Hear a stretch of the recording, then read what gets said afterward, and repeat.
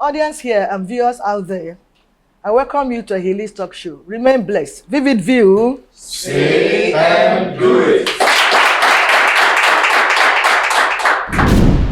Teams can accomplish what an individual cannot. Say something, somebody. My name is Mark David. Teams can accomplish what an individual can't. From my own point of view, I will explain it this way. There is a popular saying that two good heads are better than one. That simply explains to us that when people come together to pursue a task, to try to achieve a particular aim, they go a large extent to getting it accomplished fast. And also there is a saying that when one wants to go fast, he better go alone. But if he wants to go far, then he needs a team. That is to tell you how much we can accomplish working together. Thank you very much. My name is Moses Mosu. The teaser teams can accomplish what an individual cannot. From my own point of view, I would say that a tree can never make a forest. That further tells you that it is always good for you to look for people who you can leverage your idea with, who can help you achieve something. The popular saying also goes that when people gather together, Igbo language says that work on a normal or both of you. Let me break it down in English language. It simply means when people gather together and be at a particular spot, it will make greater form. So by me drawing my curtain, it simply means that when we come together and pursue a particular task, we can do more. Thank you. My name is Ogenesumeme Brad. Teams can accomplish what an individual cannot. My understanding of this is that an individual can achieve more with the help of others. And then when you work together with a team, you gain speed, you gain volume, and you gain quality of work. And it's also said that it's better to have 1% of something than to have 100% of nothing. Thank you. Thank you so much for the contributions. Teams can accomplish what an individual cannot. It's all encompassing, but I'll just mention really maybe 4 areas. Firstly, as a student, if you study alone, you may not get it. But if you have a reading team in your school, a particular subject that gives you problem, you have a reading team, you see that you are going to scale. You're going to do better in that subject. Because when you share ideas, you understand it better. Also in workplace, that's why you have management team and other teams in an office so that they can put their heads together, put their ideas together and fly with it. Is it in government parastatal? Of course, we know that president has already appointing people that can work with him. So it's all encompassing. That is to say that it is so important for you to work as a team.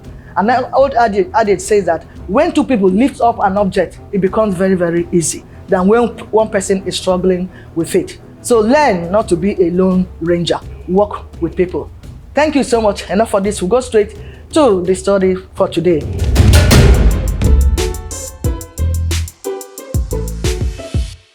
Marriage is sacred and ordained by God for companionship and reproduction majorly. May we as humans hew to this plan with all responsiveness. In furtherance, the unbalanced reality of marriage is the topic for today's consideration. It is time for a break, and when we come back, the guests will be introduced. Sit back, please. Vivid View. Say and do it.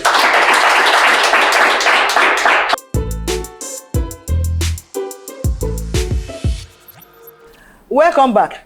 In case you're just joining us, the topic again is the unbalanced reality of marriage. And with me in the studio is a clergy. Let's make welcome Bishop Michael Eka. Vivid View. Say and do it. Before discussion proper, please follow us on social media. Handles are displayed on the screen. Bishop, you're welcome again. Thank you for having me. All right, let's go straight to the introduction, definitions, and the perspective of subject matter. Marriage. First of all, we look at what marriage is. Marriage is a culturally approved institution. Why do we say it's a culturally approved institution? Because every culture have a way marriage is celebrated for it to be accepted. You know, the way marriage is celebrated in Africa is not the same way it's celebrated in Europe or in America. Or in India. Or in India. So for instance, in India, the woman pays the bride price of the man. But here in Africa, the man pays the bride price of the woman. And so for the marriage to be accepted, for it to be approved, it has to be in line with the culture of the society. And so it's a culturally approved institution between a man and a woman, and not a man and a man, and not a woman and a woman. So having said that, there are challenges that comes with marriage. You know, there is this common axiom, happily ever after. Happily ever after does not mean that there will be no challenges. There will be challenges in marriage. And some of these challenges is what we are looking at today. Yes. And that is what we term as the unbalanced realities in marriage. All right, thank you so much. That's a very good definition. Are there variations and peculiarities, you know, in marriage? If there are, kindly let us know. Well, the only variation in marriage that we can say exists is the way that the marriages are celebrated. For instance, here in Nigeria, we have three major ways that we celebrate marriage or contract marriage. Number one is through the customary or traditional way. And by traditional way, we mean the man going to the home of the lady and asking for a hand in marriage from the parents, and then paying the bride price or performing all necessary rites that the family demands. And then they hand the lady over to the man and say, okay, from now we give our daughter to you. She's now your wife. So that is culture and is customary, is recognized. And then the second variation is the legal perspective, which usually called court marriage. we usually call court marriage. You know, and then of course the third perspective is the religious perspective. So people wed in church and then they wed in mosque and all of that. So that is the only variation. Aside that, every marriage is peculiar. Yeah. Every marriage is peculiar because you don't have two persons who are exactly the same. Every individual is different. And so because we are all different individually, marriages are peculiar. So you cannot say, well, you want to solve a marriage problem and you read a book and you read that one book to solve all issues in everybody's marriage. It's not going to work. Every marriage is peculiar. It's not going to work. All right, thank you. So we have already noted it because we're individual. There were different likes and dislikes, different do's and don'ts. So marriage can never be the same. The success of marriage A, success of marriage B can never be the same. But sometimes I use the success of both A and B to advise marriage C. You know, that's so there are always peculiarities and variations as you just mentioned. We'll take a break now. We'll come back, continue. Vivid View. Say and do it.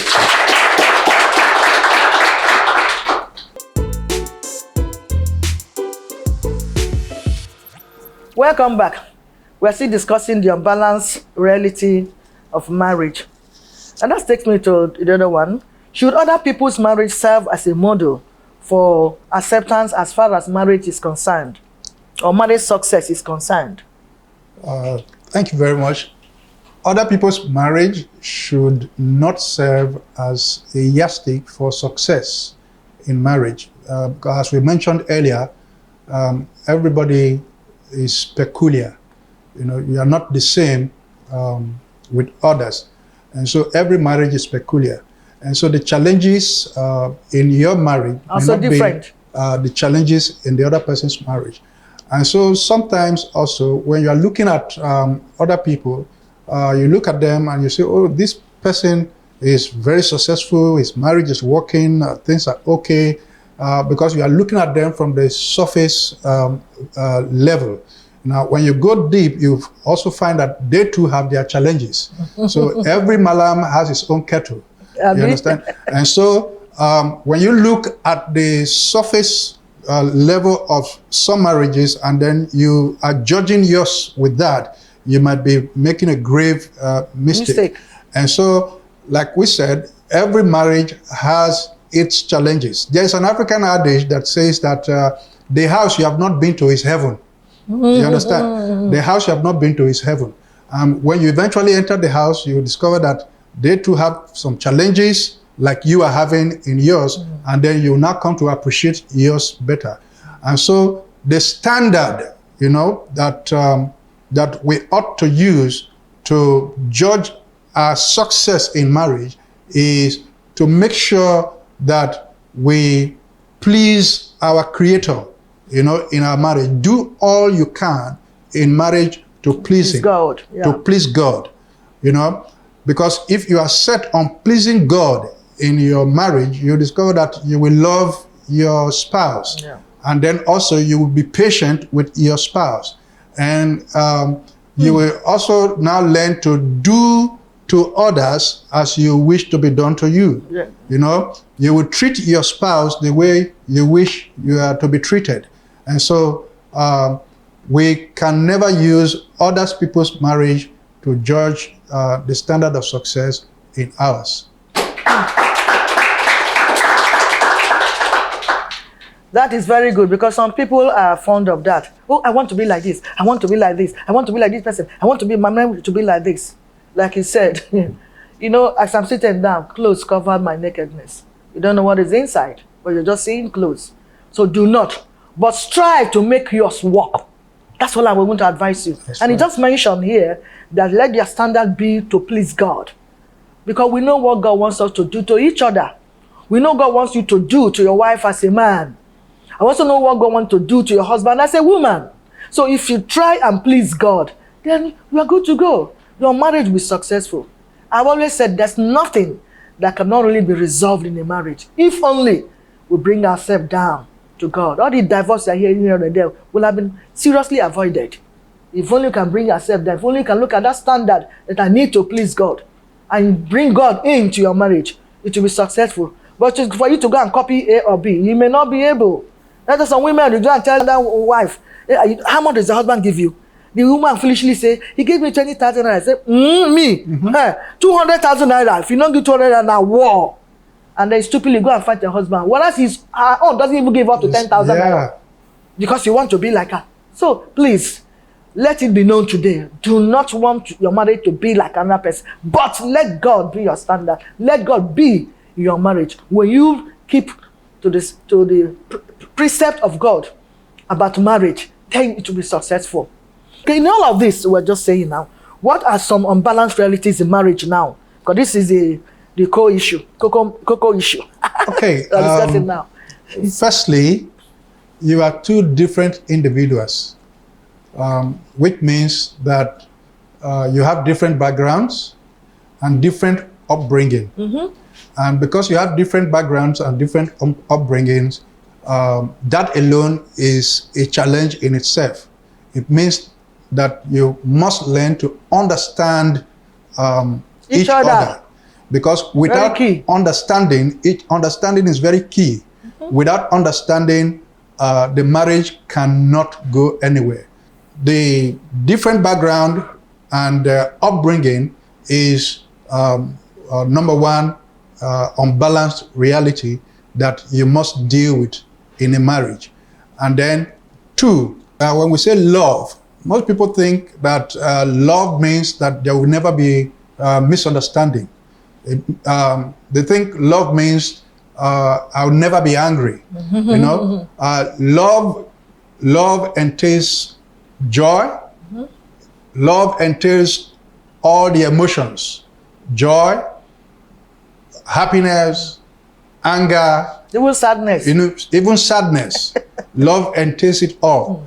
And so when we talk about love, it doesn't mean that there will never be misunderstanding. Misunderstanding will come, but you must learn to overcome the misunderstanding. Try to understand each other and then resolve every issue that comes in marriage. So that is very important. Then also, you must make time to communicate with one another. Communication is also very key. Communication is very key. There is this research that says that people shout at each other when they are far from each other, but when they are close to each other emotionally, they talk softly and talk quietly. So you must learn to bond, learn to communicate. Communication will bond you together. There is the Bible tells us that Adam was nowhere to be found when the serpent came to Eve. If Adam was very close to Eve and he was talking with Eve at the time, the serpent would have the time to talk to Eve. So if you don't communicate with your spouse, other people will communicate with him or her. Wow. And so communication is very, very key, to balance marriage. And then also, do not have unreasonable expectations from your spouse. Unreasonable. Don't have unreasonable expectation from your spouse. Your spouse is just as human as you are. Your spouse also have weaknesses as you have. And so don't have unreasonable expectations. And then also, you must learn to plan and manage your finances together. Plan and manage your finances together as a couple. Finances are one of the major area where trouble springs up in marriages. And so we must learn to manage our finances, plan them together, and manage them together. And if we can do that, you find that your marriage will be very, very successful and you will be happy together. Thank you so much. He just mentioned learning how to plan your finances and manage it. It doesn't really matter who brings anything on the table, whether it's from the side of the woman or the side of the man. If you have decided to marry a man, in fact, both of you are already a team, like I started in my introduction. But then when children start coming in, it becomes a wider team. The team will start increasing. So you must really need to plan your resources together. It doesn't matter whether the woman is the one that's bringing the money on the table or the man. Plan it together because you're already a team.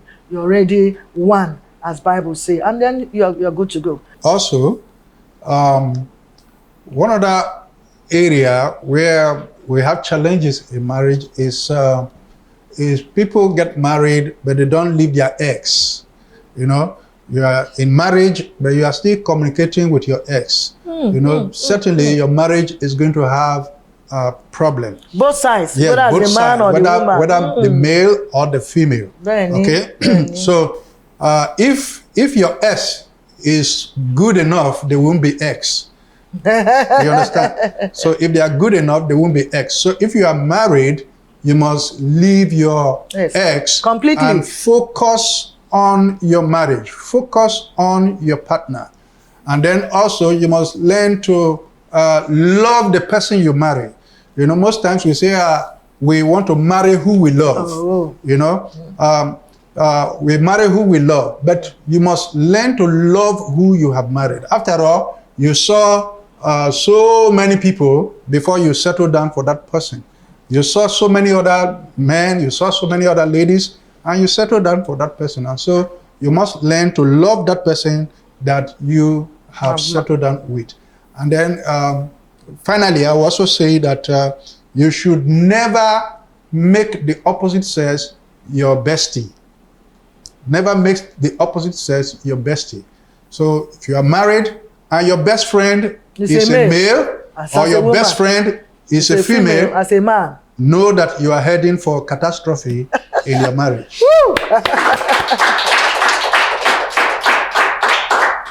Thank you so much. We'll take a break now. Vivid View. Say and do it.